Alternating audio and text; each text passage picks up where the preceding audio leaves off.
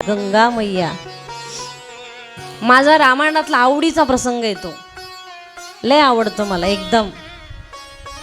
ज्या वेळेला राम प्रभूला गंगा मैया पार करायची होती आणि तिथे एक भक्त होता, त्याचं नाव होतं,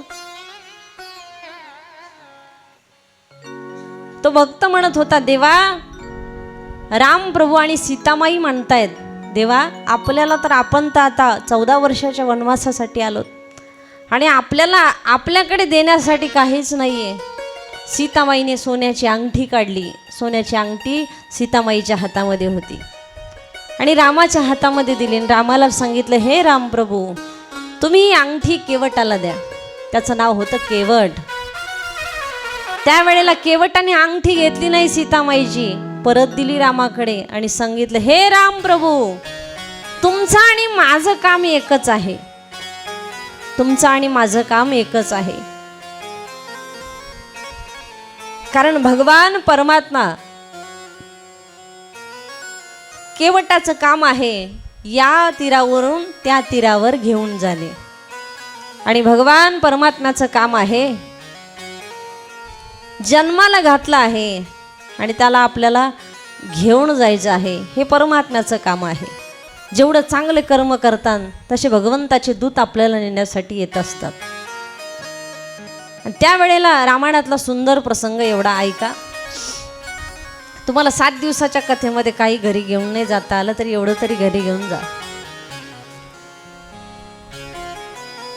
केवट भगवान म्हणायला लागले, हे राम प्रभू आपल्या दोघांचं काम एकच आहे, तुम्ही संसार रूपी नैया त्या ठिकाणी पार करायला शिकवता आणि मी माझं काम आहे इकडून तिकडं घेऊन जायचं, या तीरावरून त्या तीरावर घेऊन जायचं। लक्ष्मण फार रागीट होता, लक्ष्मणाला राग आला। लक्ष्मणजी म्हणायला लागले, अरे अरे असं कसं, माझ्या रामाचं आणि तुझं काम सारखं कसं राहील? आम्ही अयोध्यावासी आहोत, आम्ही राजा दशरथाचे पुत्र आहोत, आम्ही काही साधे आहोत का? आणि तू असला केवटाचं अंतकरण भरून आलं। राम प्रभू म्हणायला लागले, लक्ष्मणा जाऊ दे, विषय सोडून द्यायचा, परत परत तेच नाही आठवायचं। लक्ष्मणजीला सांगितलं, लक्ष्मण थोडा रागीट स्वभावाचा होता। आता तो देव आहे ना, तरी पण त्याच्याकडे राग पाहिजे का? तरी पण लक्ष्मण रागाने एवढा ठासून भरलेला होता आणि तो केवट म्हणायला लागला, प्रभूजी माझी जी ही नाव आहे ना, या नावेमध्ये बसून मी तुम्हाला सोडतो, तुम्हाला कुठे जायचं सांगा। राम प्रभू म्हटले, बाबा मी 14 वर्षाचा वनवास करत आलो आहे आणि मला पुढचा रस्ता दाखवण्याचं काम तू कर। जीवनाचा रथ चांगल्याच्या हातात असावा बरं, जीवनाचा सारथी हा चांगला असला पाहिजे। जसा ज्या वेळेला भागवतामध्ये प्रसंग आहे, ज्या वेळेला वसुदेव आणि देवकी रथामध्ये बसले होते आणि रथ कोणाच्या हातात होता? कंसाच्या हातात होता, म्हणून आकाशवाणी झाली। 2 प्रकार सांगितले तिथं पण। तसं जीवनाचा रथ हा चांगल्याच्या हातात असावा। ब्रह्मांडाचा नायक आज त्या नावेमध्ये बसणार आहे, तेवढ्या वेळामध्ये केवटाने सांगितलं, बाबा थोडंसं थांबा म्हणे, माझी पत्नी माझी मुलं मी त्यांना घेऊन येतो। आज ब्रह्मांडाचा नायक जगाचा मालक अयोध्येचा पती असणारा जो प्रभू रामचंद्र आज केवटाच्या या गंगा तीरी आलेले आहेत। पत्नीला आवाज दिला, मुलांना आवाज दिला, सगळे पडत आले आणि जुनी काटवट होती, काटवट आता आल्या पराती, लाकडी काटवट होती, जुन्या लोकांकडे अजून पण आहे। तर त्या केवटाच्या पत्नीने विचारलं, का हो देवाचे पाय धुवायची काय गरज आहे? देव तर गंगेच्या काठावर उभे आहेत। म्हटले, नाही, शास्त्र असं सांगतं की देव असो, संत असो का अतिथी देव भव असो, कोणीही असो, त्याच्या चरणाची धूळ आपल्याकडे असली पाहिजे, म्हणून त्याचे पाय आपण त्या ठिकाणी धुतले पाहिजे। तो आज ब्रह्मांडाचा नायक आहे, ब्रह्मांडाचा चालक आहे। आणि म्हटले, काटवटीमध्ये जर पाय धुतले तर काटवटीमध्ये पाणी काय होतं? आपोआप जिरतं आणि पाणी जिरल्याच्या नंतर रोज भगवान रामाच्या चरणाची धूळ आपल्या मुखामध्ये जाईल. म्हणून ती काटवट पाय धुण्यासाठी घेऊन आले. सुंदर ती काटवट होती आणि रामप्रभूने पाय पुढं केला. ज्या वेळेला रामप्रभूने पाय पुढं केला, पायाचे अधिकारी 2 आहेत. एक पाय चोपण्याचं काम लक्ष्मणजी करत होते आणि एक पाय चोपायचं काम माझ्या सीतामाई करत होत्या. पण केवट एवढा भाग्यवान होता केवट, पहिला पाय रामाने त्या काटवटीमध्ये टाकला. पहिला पाय टाकला की रामाचं शरीर हालायला लागलं. एका पायावर रामप्रभू उभे राहिले. त्यावेळेला केवट म्हणायला लागला, प्रभू अहो एक हात मस्तकावर ठेवा माझ्या. उजवा हात रामाने केवटाच्या मस्तकावरती ठेवला आणि रामप्रभूने केवटाने सांगितलं, प्रभू एकच पाय तुमचा कसा धुऊ, आज दोन्ही पाय तुम्हाला धुवायचे आहेत. आणि दोन्ही पाय, केवट किती भाग्यवान म्हणावा लागेल की आज त्याला दोन्ही पायाची सेवा घडली.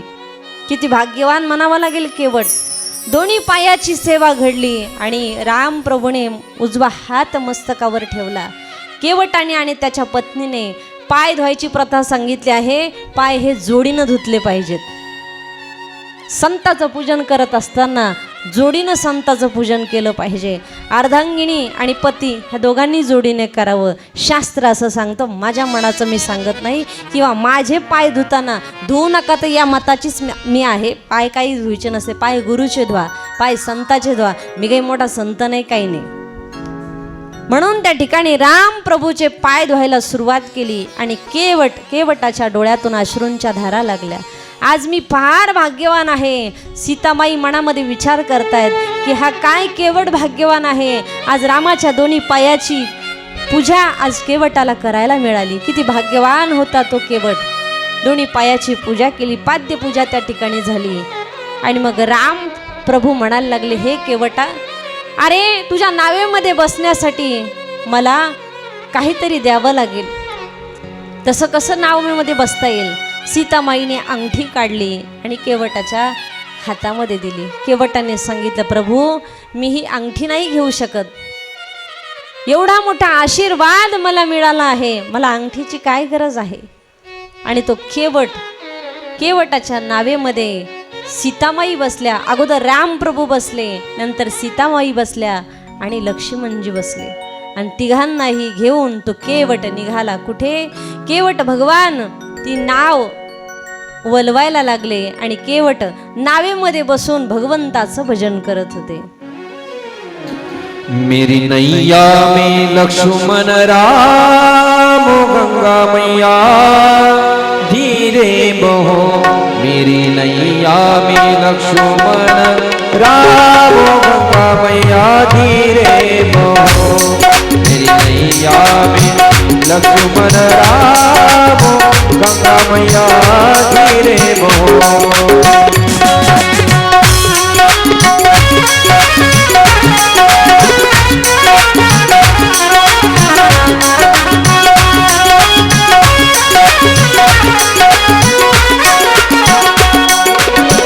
उछल उछल मत मारो हिचको, मेरा मनवा देख देख हिचको.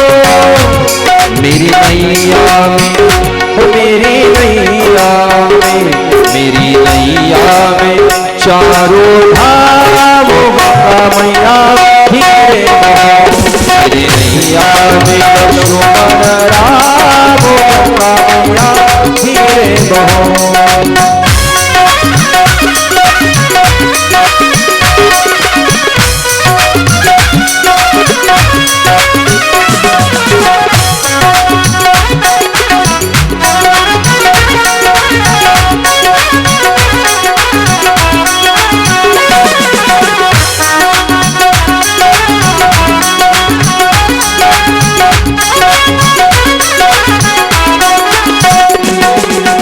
डगमग डोले माझी पाण्यावरी नावरे. डगमग डोले माझी पाण्यावरी नावरे. पंढरीच्या पांडुरंगा बिगी बिगी धावरे. पंढरीच्या पांडुरंगा बिगी बिगी धावरे.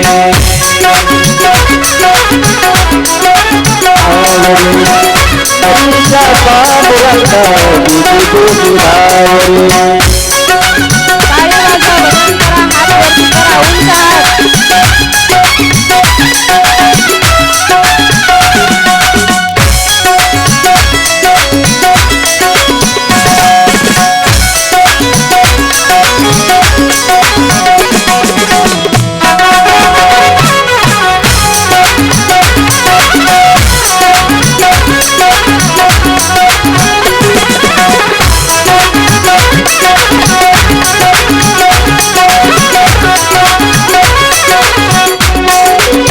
शिवा है भीमाचंद्र भागा नाही देवा पावलो मी झालो अभागा नाही देवा पावलो मी झालो अभागा आता तरी देवा मला एक वेळा पावणे आता तरी देवा मला एक वेळा पावणे पंढरीच्या पांडुरंगा बेग बेग धावा पंढरीच्या पांडुरंगा बेग बेग धावणे डगमग डोळे माझे पाण्यावर नावरे डगमग डोळे माझे पाण्यावर नावरे पंढरीच्या पांडुरंगा बेग बेग धावणे पंढरीच्या पांडुरंगा बेग बेग धावणे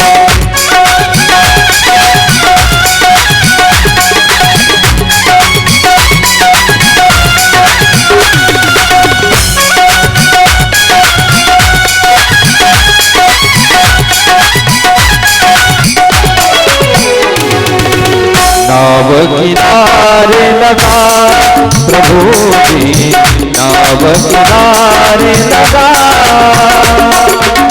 नदिया मेरी नाव पुराने नदिया मेरी नाव पुरानी दुपक जहाज करा प्रभु जी दुपक जहाज करा प्रभु जी नाव किनारे लगा प्रभु जी नाव किनारे लगा प्रभु जी नाव किनारे लगा ज्ञान ध्यान की सागर बांधे ज्ञान ध्यान की सागर बांधे कवरे कवरे प्रभु जी कवरे कवरे प्रभु जी नाव किनारे लगा प्रभु जी नाव किनारे लगा प्रभु जी नाव किनारे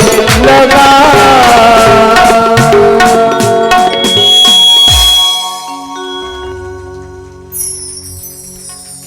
वाजवायचे तर जोराच वाजवा असं. तुझ्या